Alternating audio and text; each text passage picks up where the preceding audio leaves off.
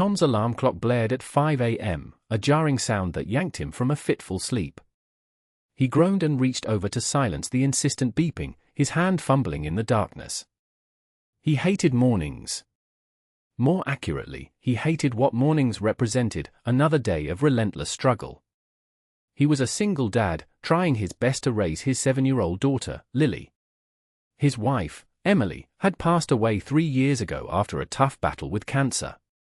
Her absence left a gaping hole in their lives, a void that Tom tried desperately to fill.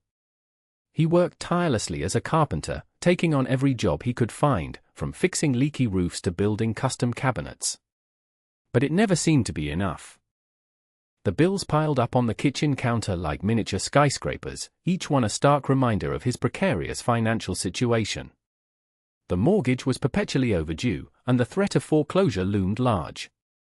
He skipped meals to ensure Lily had enough to eat, and he patched her clothes instead of buying new ones. He felt like he was constantly treading water, barely keeping his head above the surface. Lily was his world.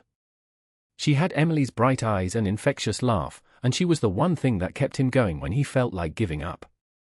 He wanted to give her everything, but he couldn't even afford to take her to the movies.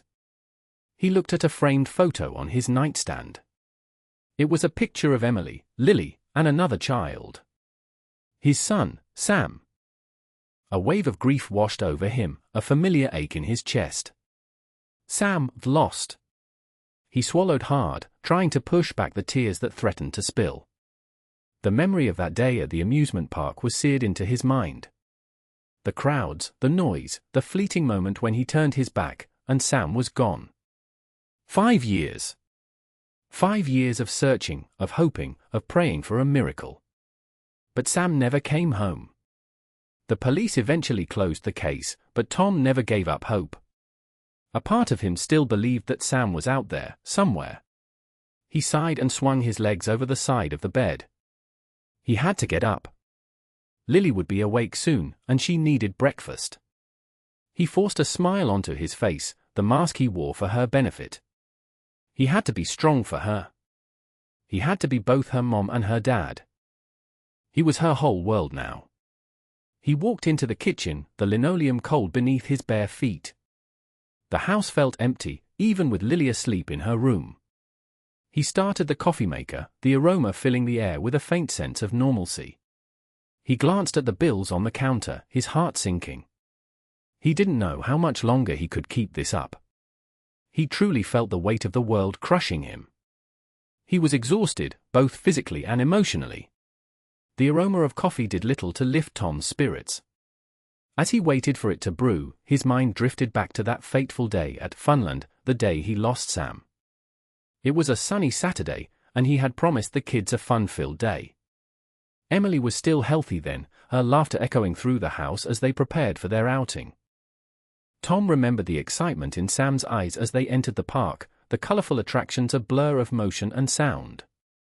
Sam, only 4 years old, was a whirlwind of energy, pulling Tom in every direction. They rode the carousel, the Ferris wheel, and the spinning teacups. Sam clutched a stuffed lion he'd won at a game, his face beaming with pride. Then, they decided to watch the parade. The crowd was thick, a sea of faces jostling for a better view.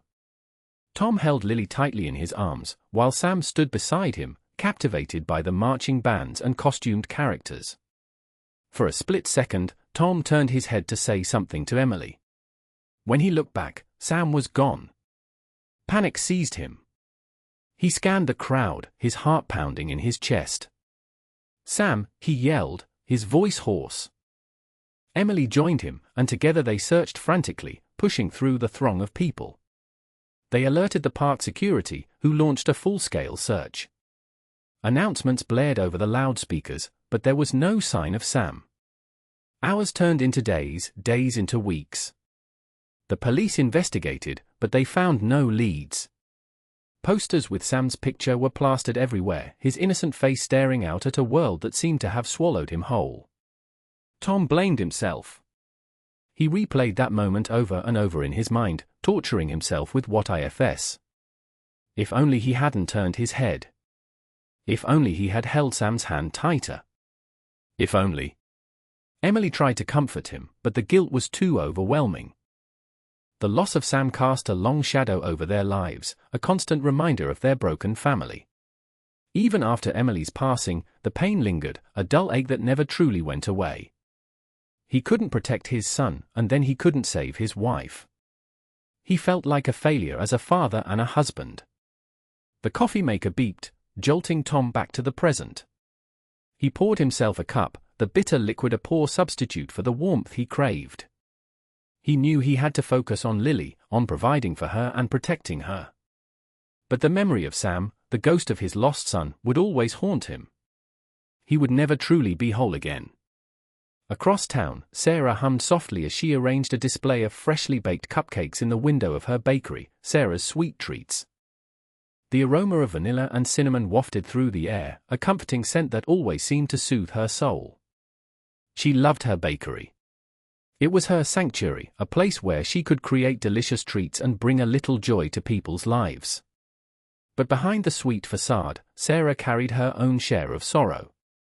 Her husband, David, had passed away 2 years ago from a sudden heart attack. They had been married for 20 wonderful years, and his loss had left her heartbroken. She missed his warm smile, his gentle touch, and the way he always knew how to make her laugh. She still kept his side of the bed empty, his favorite armchair untouched. His presence lingered in the house, a comforting ghost that both eased and amplified her loneliness. She had no children, and her family lived far away. The bakery was her only companion, her only purpose. She often thought about David and the life they had built together. They had always dreamed of traveling the world, of seeing new places and experiencing different cultures. But their dreams were cut short, leaving her with a void that she didn't know how to fill. She tried to stay busy, throwing herself into her work and volunteering at a local charity. She helped out at the soup kitchen, serving meals to the homeless, and she visited the elderly at a nearby nursing home. She found solace in helping others, but it didn't completely erase the emptiness inside. One sunny afternoon, while delivering a batch of cookies to the children's ward at the hospital, she saw a little boy sitting alone in a corner, clutching a tattered teddy bear.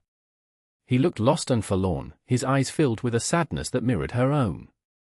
She felt an immediate connection to him, a deep sense of empathy.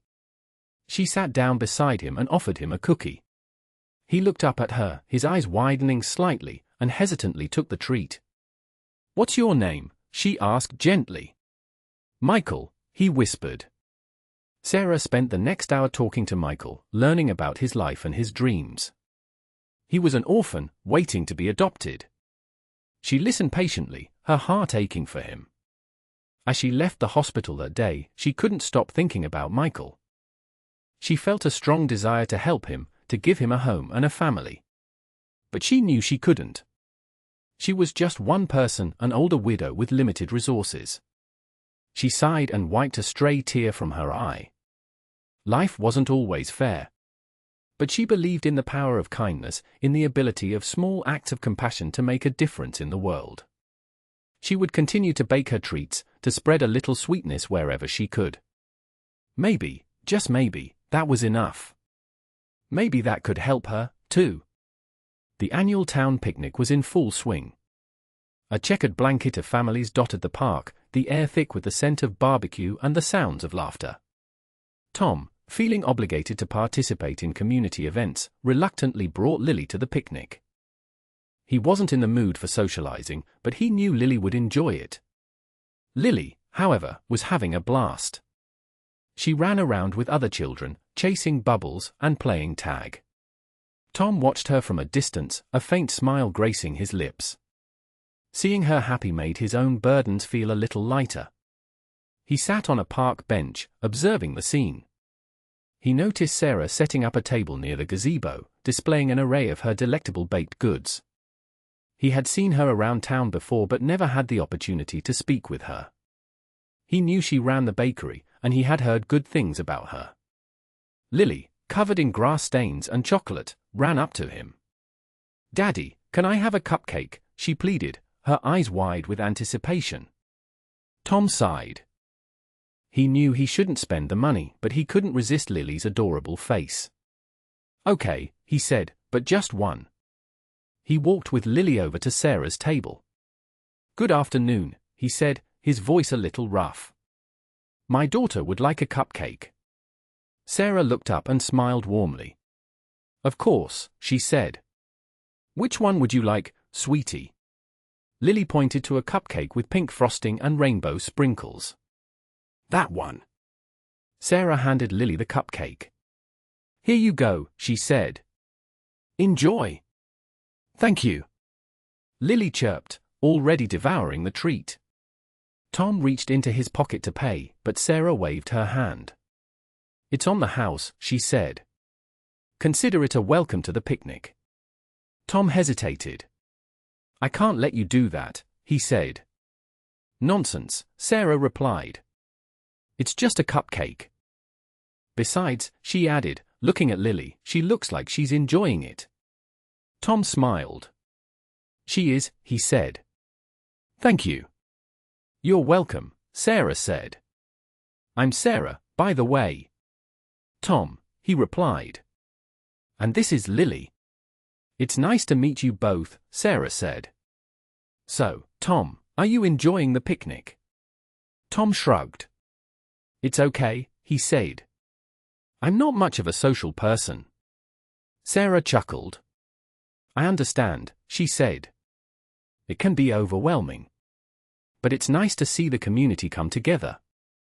They talked for a few more minutes, about the weather, the food, and the activities. Tom found himself surprisingly comfortable talking to Sarah.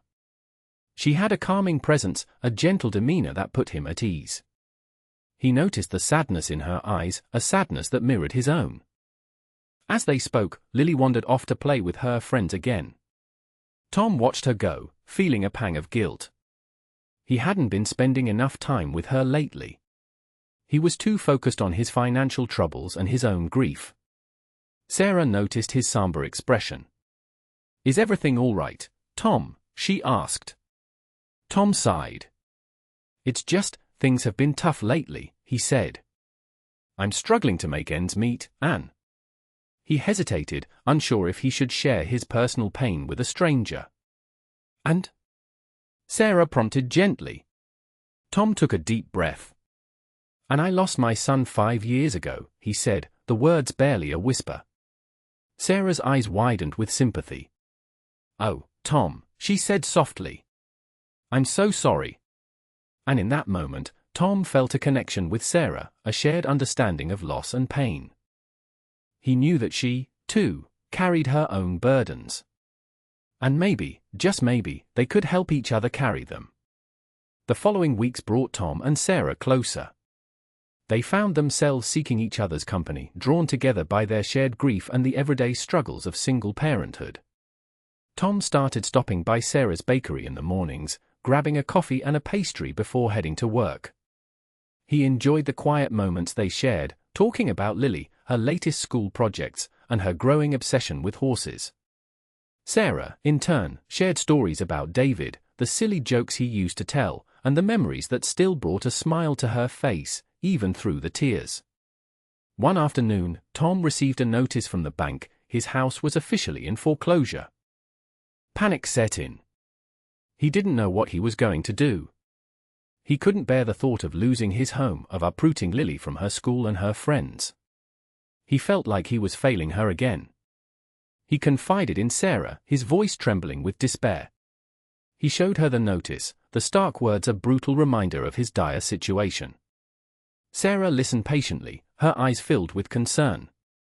"Tom," she said gently, "I know this is difficult, but you're not alone. We'll figure something out."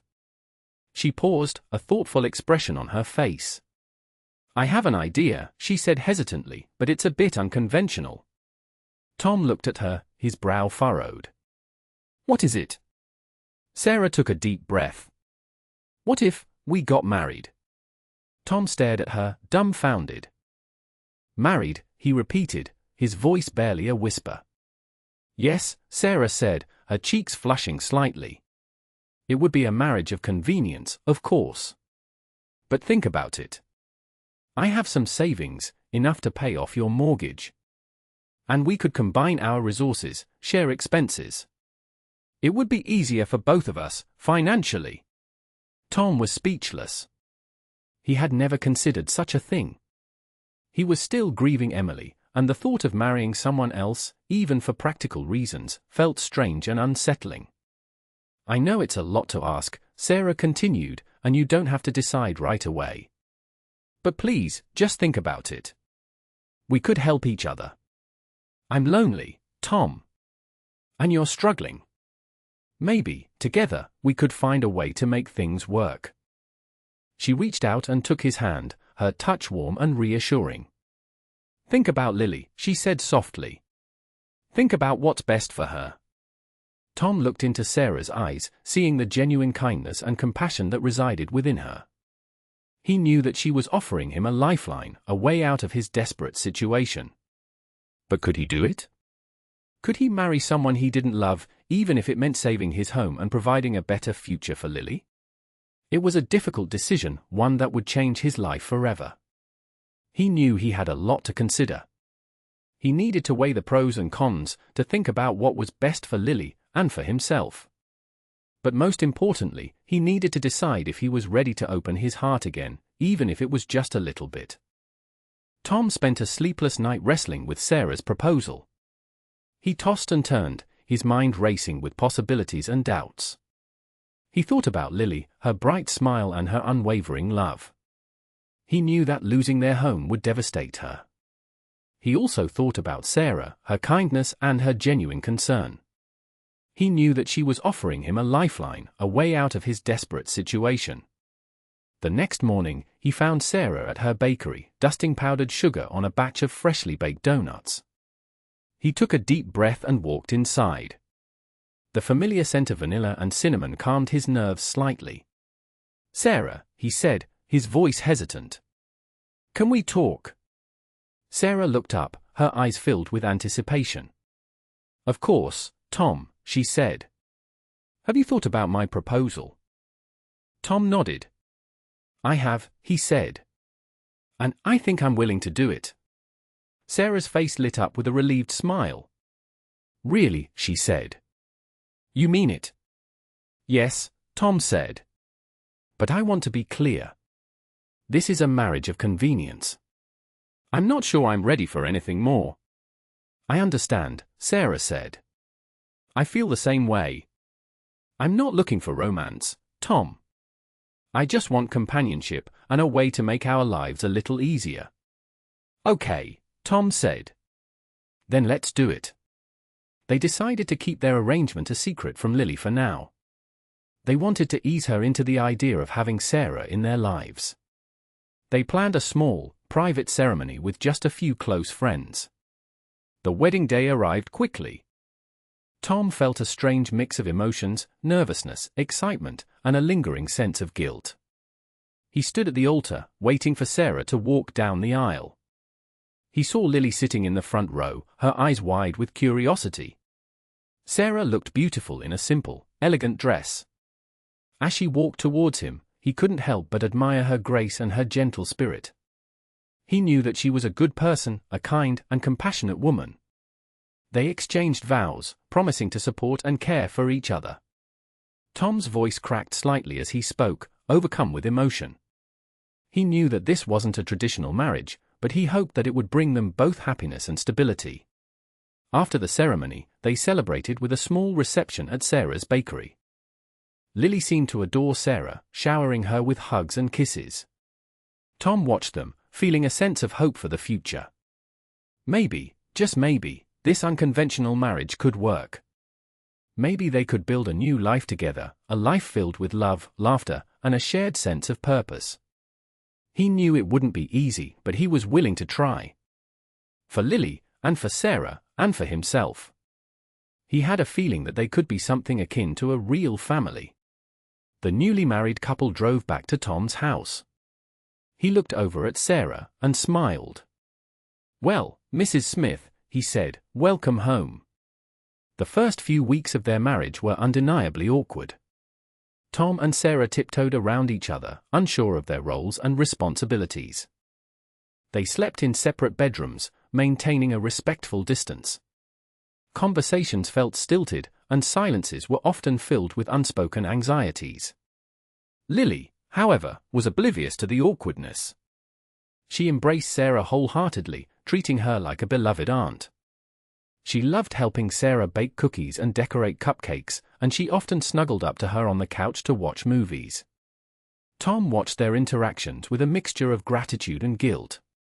He was grateful that Sarah was bringing so much joy into Lily's life, but he also felt guilty for not being able to offer Sarah the kind of love and affection she deserved. One evening, after Lily had gone to bed, Tom and Sarah sat at the kitchen table, sipping tea. The silence stretched between them, heavy and uncomfortable. "This is strange, isn't it?" Tom said, breaking the silence. Sarah nodded. "Yes," she said. "But we knew it would be. It's not exactly a typical marriage." "No," Tom agreed. "But I appreciate you, Sarah. More than you know. You've saved my life, and Lily's." "You would have done the same for me, Tom," Sarah said. "We're in this together." "I know," Tom said. "But I want to make this work, Sarah. I want to be a good husband to you, even if it's just in a platonic way." "I want to make it work too, Tom," Sarah said. "We just need to be patient and communicate. And maybe, over time, we can build something real, something meaningful." They agreed to start spending more time together, doing things as a family. They went to the park, the zoo, and the movies. They started having dinner together every night, sharing stories and laughing at Lily's silly jokes. Tom began to notice small changes in himself. He found himself smiling more, laughing more, and feeling a sense of hope that he hadn't felt in years. He was still grieving Emily, and he knew that he would never completely forget her. But he was also starting to open his heart to Sarah, to appreciate her kindness, her compassion, and her unwavering support. One Saturday morning, Tom woke up early and decided to make breakfast for Sarah and Lily. He carefully prepared pancakes, bacon, and eggs, humming softly to himself as he cooked. When Sarah and Lily came into the kitchen, their faces lit up with surprise and delight. "Wow, Daddy," Lily said, "this looks amazing." "Thank you, Tom," Sarah said, her eyes filled with warmth. "This is so thoughtful." They sat down at the table and ate together, laughing and talking. Tom felt a surge of happiness, a sense of belonging that he hadn't experienced since Emily's death. He looked at Sarah and Lily, and he knew that he was exactly where he was supposed to be. They were becoming a family.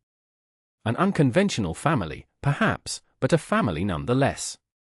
A family built on love, compassion, and a shared desire to create a better future. He knew they would get through it together. One afternoon, while cleaning out the attic, Sarah stumbled upon a dusty old box filled with Tom's belongings from before Emily's passing. She hesitated for a moment, unsure if she should pry. But curiosity got the better of her, and she carefully opened the box. Inside, she found old photographs, letters, and trinkets. She saw pictures of Tom and Emily, young and in love, their faces beaming with happiness. She saw pictures of Lily as a baby, chubby and adorable. And then, she saw pictures of Sam. She carefully picked up a photo of Sam, a cherubic 4-year-old with bright, mischievous eyes. He was wearing a baseball cap and holding a stuffed lion, the same one Tom had mentioned from the amusement park. Sarah felt a pang of sadness for Tom, for the pain he had endured. She noticed something peculiar in one of the photos. It was a close-up shot of Sam's arm, revealing a small, distinct birthmark shaped like a crescent moon. She studied the birthmark closely, committing it to memory. Later that week, Sarah was volunteering at the local orphanage. She helped the children with their homework, read them stories, and played games with them. As she was walking through the playroom, she noticed a little boy sitting alone in a corner, drawing in a notebook. The boy looked familiar. He had the same bright eyes and the same cherubic face as Sam. Sarah approached him cautiously. "Hello," she said gently. "What's your name?" The boy looked up, his eyes wide with apprehension. "Alex," he whispered. Sarah smiled. "That's a nice name," she said. What are you drawing? Alex hesitated for a moment, then showed her his notebook. He had drawn a picture of a house with a big yard and a swing set. That's a beautiful house, Sarah said. Do you want to live in a house like that someday? Alex nodded. Yes, he said. I want a family. Sarah's heart ached for him. She knew what it was like to feel lonely and lost, to yearn for a family. She sat down beside him and started talking to him about her bakery, about Lily, and about Tom. As she was talking, she noticed something on Alex's arm. She gently lifted his sleeve and saw it, the same crescent moon-shaped birthmark that she had seen in the photo of Sam. Her heart skipped a beat. She couldn't believe it. Could this be? Could Alex be Sam? She knew she had to tell Tom. She had to share her discovery, even if it was just a long shot. She had a feeling that this could change their lives forever. She excused herself and made her way home, her mind racing with possibilities. She knew she had to proceed carefully, but she couldn't shake the feeling that she was on the verge of something extraordinary. Something that would bring Tom the happiness he deserved. Sarah rushed home, her mind swirling with the implications of her discovery.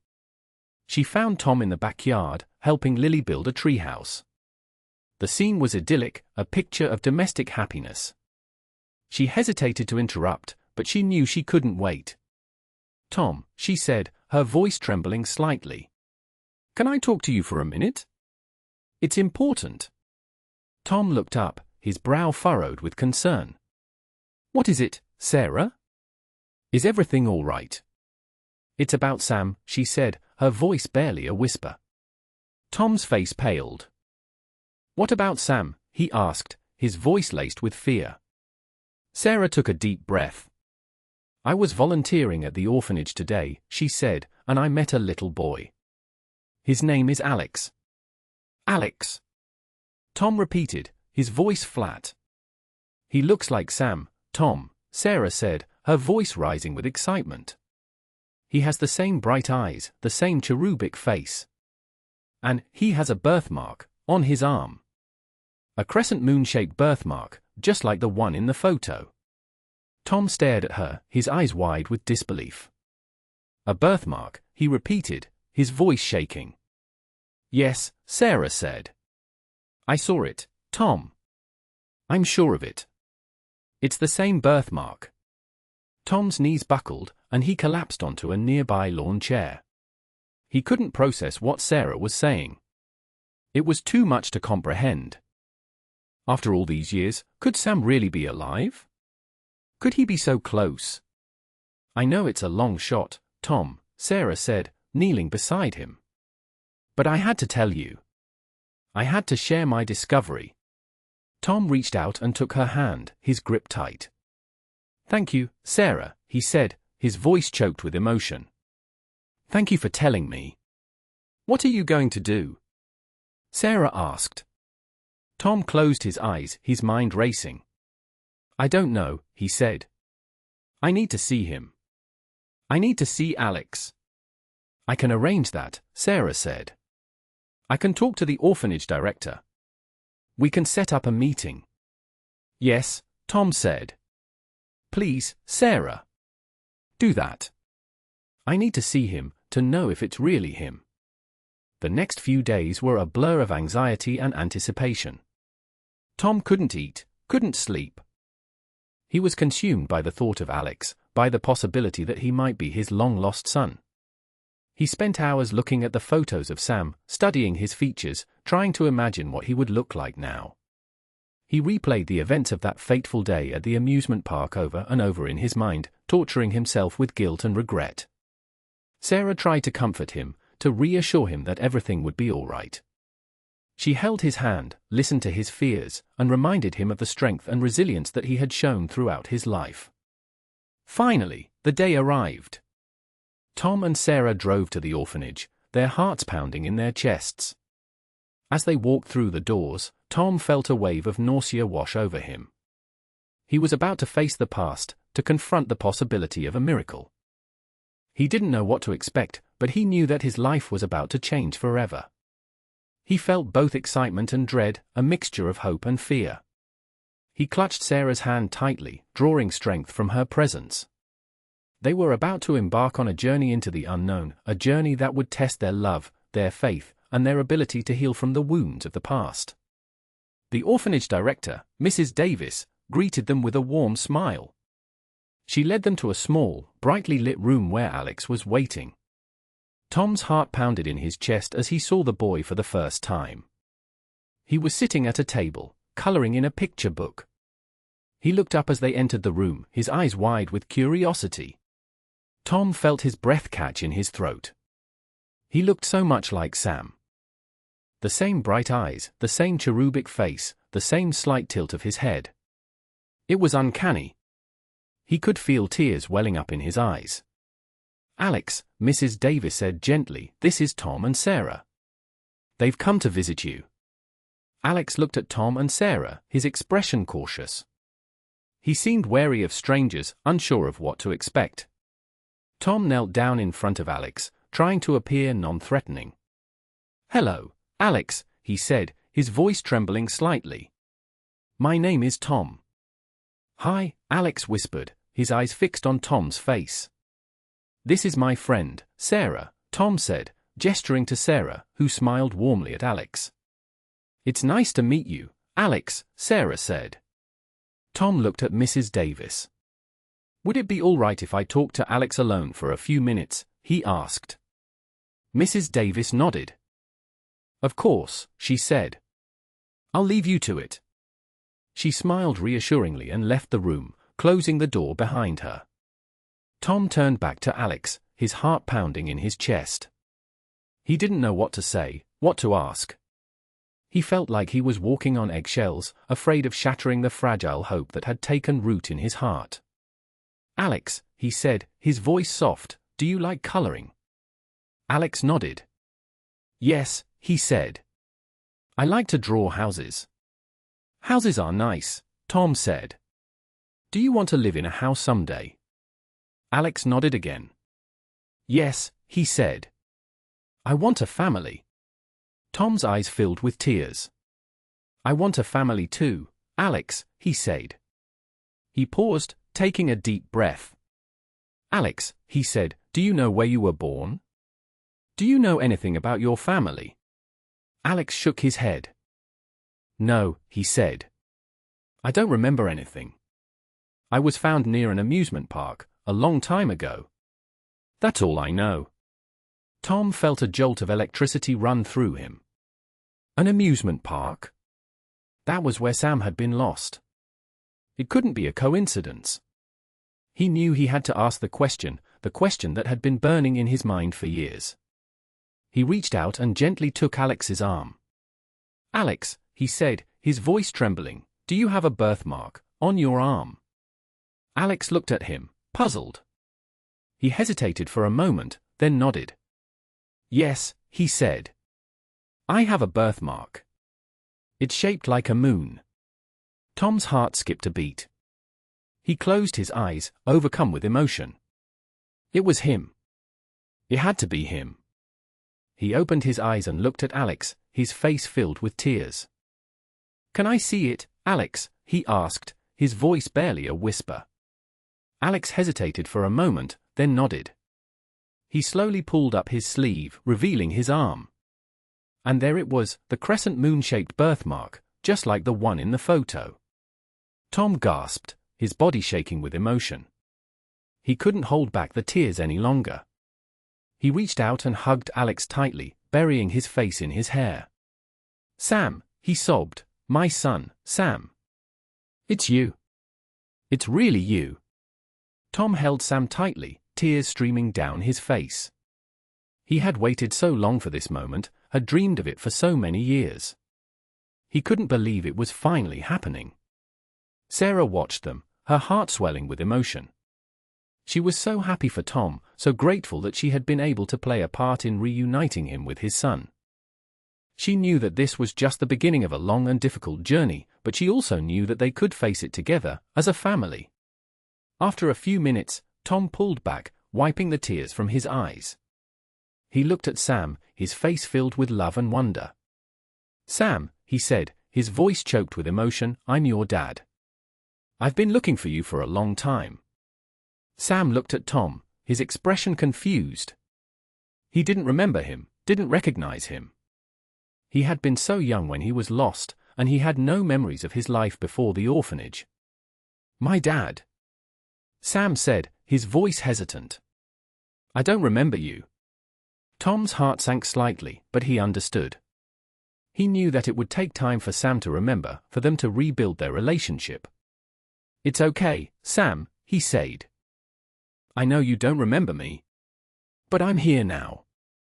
And I'm never going to leave you again. He turned to Sarah. Sarah, he said, this is my son, Sam. Sarah smiled warmly at Sam.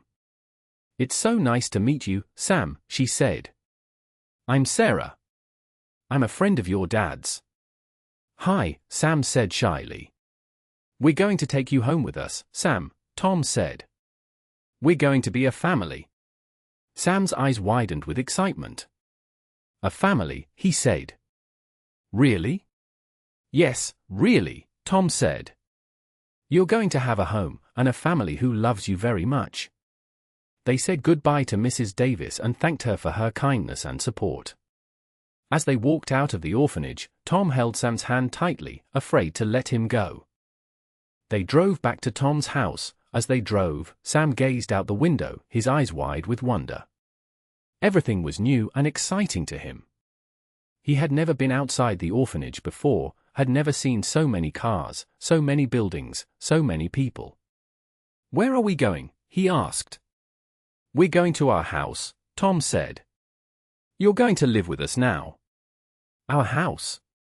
Sam repeated, his voice filled with awe.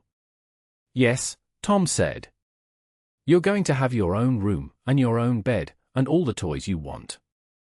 Wow, Sam said. That sounds great. They arrived at Tom's house, and Lily ran out to greet them. She had been waiting anxiously for their return. Daddy! You're back, she exclaimed, running to Tom and giving him a big hug. She saw Sam standing beside him, and her eyes widened with curiosity. Who's this? She asked. This is Sam, Tom said. He's going to be living with us now. Sam, this is my daughter, Lily. Lily smiled shyly at Sam. Hi, Sam, she said. Welcome to our house. Hi, Sam said, returning her smile. Lily took Sam's hand and led him inside the house. Come on, she said. I'll show you your room. Tom and Sarah watched them go, their hearts filled with joy. They had a family now. A real family. It wasn't the family they had planned, but it was a family nonetheless. And they were determined to make it work. The next few weeks were filled with challenges. Sam had trouble adjusting to his new life. He missed the routine of the orphanage, and he was scared and confused by all the new things he was experiencing. He had nightmares, and he often woke up crying. Tom and Sarah were patient and understanding. They held him, comforted him, and reassured him that he was safe and loved. They gradually introduced him to new things, and they tried to create a sense of stability and routine in his life. Lily was a big help. She treated Sam like a brother, playing with him, reading to him, and teaching him new games. She helped him feel like he belonged. Slowly but surely, Sam began to adjust. He started to smile more, to laugh more, and to participate in family activities. He began to call Tom Dad, and he started to snuggle up to Sarah on the couch. Tom and Sarah watched him, their hearts filled with pride. They had given him a home, a family, and a chance to heal from the wounds of the past. They had given him a new life. One evening, as they were putting Sam to bed, Tom sat beside him and held his hand. Sam, he said, I want you to know that I love you very much. And I'm so happy that you're here with us. Sam looked at Tom, his eyes filled with love and trust. I love you too, Dad, he said. I'm so happy to be here. Tom smiled and kissed him goodnight. As he walked out of the room, he felt a sense of peace and contentment that he hadn't felt in years. He had found his son, and he had built a family. He had finally found happiness again. He looked forward to every day. They knew they still had many challenges ahead. They would deal with them together. He would do anything to protect his family. He would never lose Sam again. He had a new lease on life. Sarah gave him a second chance. One afternoon, a few weeks after Sam had come to live with them, Tom and Sarah were sitting in the living room, watching Lily and Sam play. They were building a fort out of blankets and pillows, their laughter echoing through the house. "They're getting along so well," Sarah said, her voice filled with happiness. "I know," Tom said. "It's amazing. I never thought I would see this day." "You deserve this, Tom," Sarah said. "You've been through so much." Tom reached out and took her hand, his eyes filled with gratitude. "I couldn't have done it without you, Sarah," he said. "You've given me a second chance. You've given us a family." Sarah smiled. "We're a team, Tom," she said. "We'll always be there for each other." Just then, the phone rang. Tom answered it. "Hello," he said. It was Mrs. Davis, the orphanage director. "Tom," she said, "I have some news about Sam." Tom's heart skipped a beat. "What is it?" he asked, his voice filled with apprehension. "We've been trying to track down Sam's birth records," Mrs. Davis said. "And we finally found them." "Really?" Tom said. "What do they say?" "They confirm that Sam was found abandoned near Funland Amusement Park 5 years ago," Mrs. Davis said. "And they also mention a distinctive birthmark on his arm, shaped like a crescent moon." Tom's eyes widened. "That's incredible," he said. "Is there anything else?" "Yes," Mrs. Davis said. "The records also indicate that Sam's original name was Alexander." Tom gasped. "Alexander," he repeated, his voice shaking. "Yes," Mrs. Davis said. "It seems that Sam's full name was Alexander Michael Smith." Tom's mind raced. Alexander Michael Smith. It was him. It was really him. "Thank you, Mrs. Davis," he said, his voice choked with emotion. "Thank you for everything."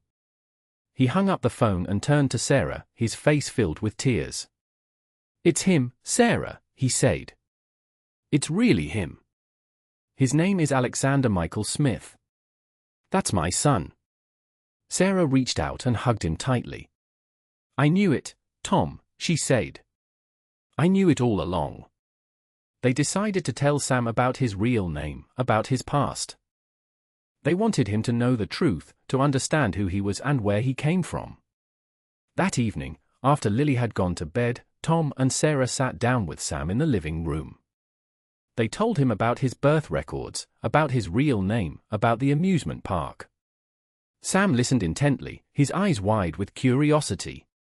He didn't remember any of it, but he was fascinated by the story. "So, my real name is Alexander," he said. "Yes," Tom said. "Alexander Michael Smith." "Wow," Sam said. "That's a cool name."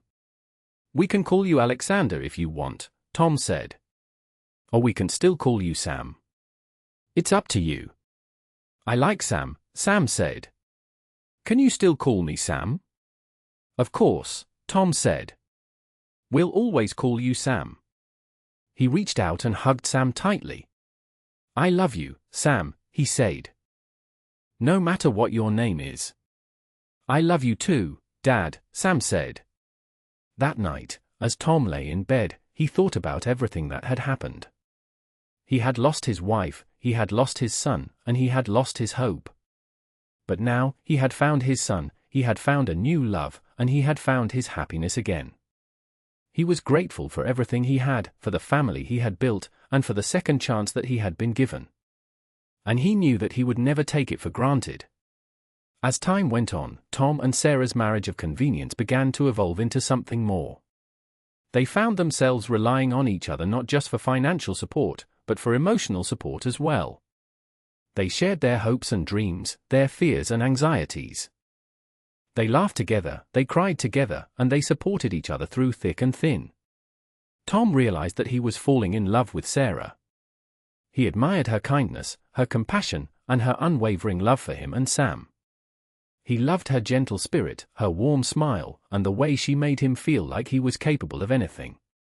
One evening, as they were sitting on the porch, watching the sunset, Tom turned to Sarah and took her hand. "Sarah," he said, his voice filled with emotion, "I know that our marriage started out as a convenience, but I've fallen in love with you." Sarah looked at him, her eyes wide with surprise. "Tom," she said, her voice trembling, "I've fallen in love with you too." They embraced, their hearts filled with love and happiness. They had found each other, and they knew that they were meant to be together. A year later, Tom and Sarah decided to renew their vows. This time, it wasn't a marriage of convenience. It was a marriage of love, a commitment to spend the rest of their lives together. They had a big wedding, surrounded by their friends and family. Lily and Sam were the flower girl and ring bearer, their faces beaming with pride. As Tom and Sarah exchanged vows, they looked at each other, their eyes filled with love and gratitude. They had overcome so many challenges, they had endured so much pain, but they had finally found happiness. And they knew that they would cherish it forever. After the wedding, Tom and Sarah went on a honeymoon to Hawaii. They spent their days swimming in the ocean, sunbathing on the beach, and exploring the island. They spent their nights dancing under the stars, holding each other close, and whispering sweet nothings in each other's ears. They were happier than they had ever been before. They had found love, they had found family, and they had found their purpose in life. They were grateful for every moment they had together, and they knew that they would never take it for granted. As they sat on the beach, watching the sunset, Tom turned to Sarah and smiled. "I love you, Sarah," he said. "I love you too, Tom," she said. And they kissed, their hearts filled with love and happiness. They were finally home. They were finally together. They were finally a family. The end. That wasn't quite the end. Time continued its steady march, weaving its tapestry of experiences into the lives of Tom, Sarah, Lily, and Sam. The challenges didn't magically vanish, but they faced them together, a united front against the storms of life. Sam, now comfortable in his identity, embraced both his names. Sometimes he was Sam, the playful younger brother to Lily. Other times, he was Alexander, the contemplative artist, sketching houses with big yards and swing sets, dreaming of a future filled with warmth and belonging. Lily blossomed under Sarah's gentle guidance. She learned to bake, filling the house with the sweet aroma of cookies and cakes. She excelled in school, her bright mind eager to absorb knowledge. And she became the best big sister Sam could have ever asked for, a constant source of support and encouragement. Tom found renewed purpose in his work. He took pride in providing for his family, in building a stable and loving home for them. He even started teaching Sam carpentry, passing on his skills and his passion to his son. Sarah, no longer lonely, found joy in her role as a wife and mother. She poured her love into her family, creating a haven of warmth and security. She continued to bake, sharing her sweet treats with the community and spreading a little happiness wherever she went. Their home became a hub of activity, filled with laughter, music, and the aroma of Sarah's baking. They celebrated birthdays, holidays, and everyday moments with equal enthusiasm. They created traditions, building memories that would last a lifetime. One sunny afternoon, Tom and Sarah were sitting on the porch, watching Lily and Sam play in the yard. Tom put his arm around Sarah and smiled. "I never thought I would be this happy again," he said. "I thought I had lost everything." Sarah leaned her head against his shoulder. "You didn't lose everything, Tom," she said. "You found something even better." They watched their children, their hearts filled with love and gratitude. They had built a family, not by blood, but by choice. A family bound together by love, compassion, and a shared desire to create a better future. They were a testament to the power of love, to the resilience of the human spirit, and to the enduring hope that even in the darkest of times, there is always light to be found. Sarah had given Tom back a son he thought he'd lost forever. In return, Tom had given Sarah a family and a love she never thought she'd find again. Years later, Tom sat on the porch swing with Sarah, watching their grandchildren play in the yard. Lily, now a successful veterinarian, had 2 children of her own, a rambunctious little boy named Ethan and a sweet, gentle girl named Olivia. Sam, a talented architect, was married to a wonderful woman named Emily, a happy coincidence, Tom always thought, and they had a baby on the way. Their lives were full, rich, and overflowing with love. The scars of the past had faded, replaced by the warmth of the present and the promise of the future. Tom looked at Sarah, his eyes filled with love and gratitude. "You know," he said, "I never thought I would be this happy again. I thought I had lost everything." Sarah smiled and squeezed his hand. "You didn't lose everything, Tom," she said. "You just needed a little help finding your way back." He knew she was right. Sarah had saved him, not just from financial ruin, but from a life of loneliness and despair. She had given him back his son, she had given him a family, and she had given him a love he never thought he would find again. He thought about Emily, about the beautiful life they had shared. He knew that she would be happy for him, that she would be proud of the man he had become. He would always cherish her memory, but he had learned to move on, to embrace the present, and to look forward to the future. He looked at Sam, watching him teach Ethan how to fly a kite. He remembered the day he had lost him at the amusement park, the years of agonizing guilt and regret. He had never given up hope, but he had also never dared to believe that he would actually find him again. And then, there was Sarah. His unlikely savior, his unexpected love, his partner in life. She had come into his life when he needed her most, and she had given him everything he had ever wanted. He had married her out of necessity, out of a desperate need to save his home and provide for his daughter. But what started as a marriage of convenience had blossomed into something so much more. It had become a love story, a testament to the power of human connection, and a celebration of the unexpected joys of life. He leaned over and kissed Sarah, his heart overflowing with love and gratitude. "Thank you," he whispered. "Thank you for everything." Sarah smiled and kissed him back. "You're welcome, Tom," she said. "We're a family. And we'll always be there for each other." They sat there, on the porch swing, watching their grandchildren play, their hearts filled with peace and contentment. They were a happy, unconventional family, bound together by love, compassion, and a shared history of loss and redemption.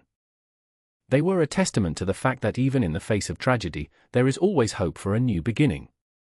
They had found their happily ever after, not in the way they had planned, but in a way that was even more beautiful and meaningful.